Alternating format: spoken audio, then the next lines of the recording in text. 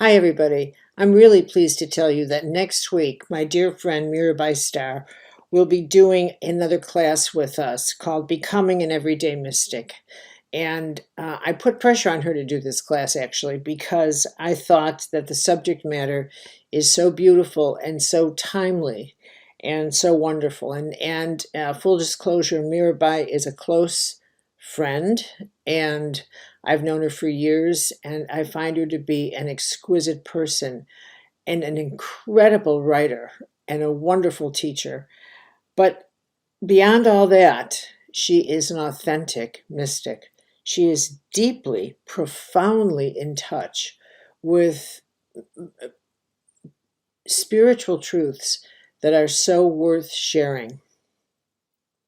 So she's put together a 4-part class that begins next Tuesday. And I believe that's June 3rd, June 4th. And it's already June. And I want to describe that class to you. But before I do, I want to share something about mysticism and its relevance in our world today.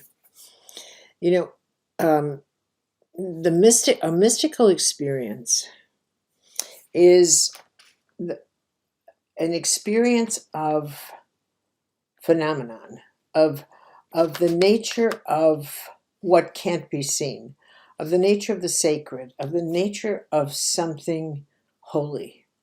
And this is what I've come to believe about human beings. I think we have a mechanism in us that is drawn to awe, to a need to be in awe. I think that's why there's, endless poetry about sunsets and sunrises and all these lovely moments in nature. We it's like we want to push the envelope to where we're just struck by something so beautiful that we've never seen before. We want to climb mountains. We want to see things we've never seen before. We're pushing ourselves to find awe wherever we can, because there's something in us that wants to be overwhelmed by, well, it's usually nature. We want to be overwhelmed by love. We want to be overwhelmed. We want to be just overwhelmed. People want, I think that that's why people love these movies about, outer space and being astronauts and going to places that have never, that capture the imagination, because we want our imaginations to be captured.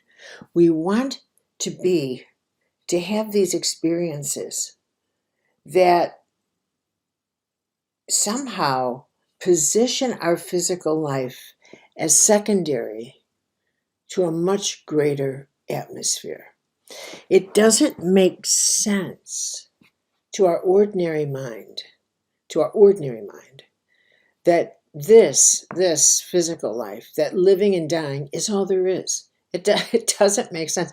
When I meet atheists, it's usually that their issue is that they just don't believe in religion and the religious gods, the gods of religion. And I don't blame them. I mean, if I had that image in my head, I wouldn't believe in that either. So I don't blame them. And atheism's become very popular these days for all kinds of reasons, not the least of which is that conventional, traditional religions haven't kept pace with what the 21st century soul needs and what the 21st century what our God myths need. We're on the cusp of entering a galactic community. We're not the only life in the universe. That's preposterous. I mean, it's just preposterous. And what that means is that the earth-centric mythologies and the earth-centric gods that we have maintained for centuries are no longer adequate to contain the types of experiences that we are evolving as a species to encounter. to encounter. I know that at the Vatican, they're doing seminars, meetings on forming galactic theology. Galactic. And as one Jesuit said, we put no limitations on God. But what that does mean is that how we understand, how we've understood the nature of God up until this point is now inadequate. And there's a part of us, I tell you what I think, is that organic divinity, the nature of God, our mechanism, the mythology of the off-planet God that looks like us and acts like us and etc. That mythology is getting de-animated. And we're in search of a new mythology. And that has created a lot of chaos. That's a discussion for another time. But what has remained constant, is that we search for purpose and meaning. That hasn't changed. What has remained constant is that we have a curiosity about the purpose and meaning of life, and mostly of our lives individually. What am I doing here? Now, in times past, when we didn't live this long, people, that's a luxury question, because it's not a question, it's a prayer. Take me down deep and show me the reason you've given me this life. What am I doing here? And why was I born now into this season of chaos? Why me? Why now? That's a mystical question. That's a prayer. Because think about it. Who is qualified to answer that question for you? That is a prayer. And some prayers are answered by getting an intuitive, deep soul hit. Other prayers are answered by the formation of experiences that take shape because you asked that question. Experiences essential to the answer to that question. So it's an experiential answer. And that's how organic divinity works. This is the nature of God within the nature of nature.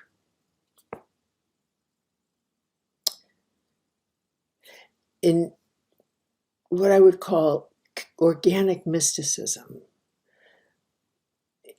this is how you understand how the invisible world, the holy world, works with you. Every prayer is answered. It's an impersonal universe, but a deeply intimate one. Both are true. And by impersonal, I mean that the nature of God is law, light, love. It's structured law. You jump, you fall. I jump, I fall. That's the law of gravity. But there's also the law of gravitas, which is to give weight to the things you believe, to the words you use. And the weight you give is the energy of your consciousness. Now, Mirabai is just wonderful when it comes to teaching her knowledge of mystical truth. And in this wonderful workshop that she's presenting beginning next week on becoming an everyday mystic, what she's addressing is something both of us have spoken about so many times, that today many people who ask these questions that are now very commonplace. What am I doing here? For what's my life purpose? What they don't get, you don't get, that you're actually saying a prayer. And that because the way a prayer of that cosmic size is answered is often experiential, it can lead to a transformation. It can lead to a dark night of the soul. It could lead to inner dynamics that can expose you to a spiritual crisis that looks like a psychological one, acts like a psychological one, but it's not. Years ago, I recognized in my workshops by the way people were speaking about what they were experiencing, that they were in fact describing spiritual crises that they thought were psychological ones. and I realized that their lack of holy language, their inability to identify a spiritual crisis, much less the source of it, had positioned them in such a way that they had no option but to go to therapy, when in fact they needed spiritual direction. And here's a critical difference. In therapy, you have to look for a cause. What caused this? What happened? What happened to you? What's the problem? So you go backwards into your history. In spiritual direction, let's talk about what you're experiencing. Let's go deep, and let's consider a couple of factors that are absolutely present. One is guidance, one is purpose, one is direction. And let's work this through. Completely different. Completely, even though the expressions can be identical. One is depression, anxiety, confusion, chaos. But the source is different. And certainly the absence of meaning and purpose. Mirabai is going to examine becoming an everyday mystic. Because everyone I know, and that's a lot of people, and all of the years I've been teaching, I've never met anybody who would say, I have no interest in the meaning and purpose of my life. No interest whatsoever. I have never met, and now surely people like that exist, but I haven't met them.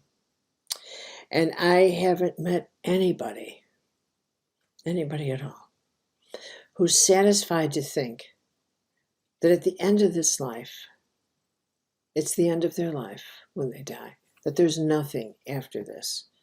How absurd. You know what? Years ago, I was in Moscow, and I had dinner with this Russian scientist who was a notorious atheist and hostile to any believer, hostile. And then she had a near-death experience. She did. I mean, she had the full Megillah. She had the tunnel and the light, and she met angelic beings, and they said, what are you doing? And let's talk to you about your life. And she had a life review. She was and when she returned to her body, she was so shaken up because everything she believed evaporated. It just evaporated. Like Thomas Aquinas said, it was all straw. And she ended up becoming a healer. And that was risky enough for her, but it completely reorganized the whole of her whole reality exploded. Everything she based her ego on, and her accomplishments and her values were wiped out in the 30 seconds, 40 seconds in which she had experienced a near death, died. Everyday mysticism, the way mysticism expresses itself today, is within the organic confines of our lives. We don't rush off to caves and go on long fasts and live in monasteries anymore the way it did through the centuries. That doesn't happen anymore. Not anyway. Not in the numbers it used to. There's still people who trickle into monasteries, but it's not. And there'll come a time when that is no more. Because the world will become the monastery. The world will become a monastic community.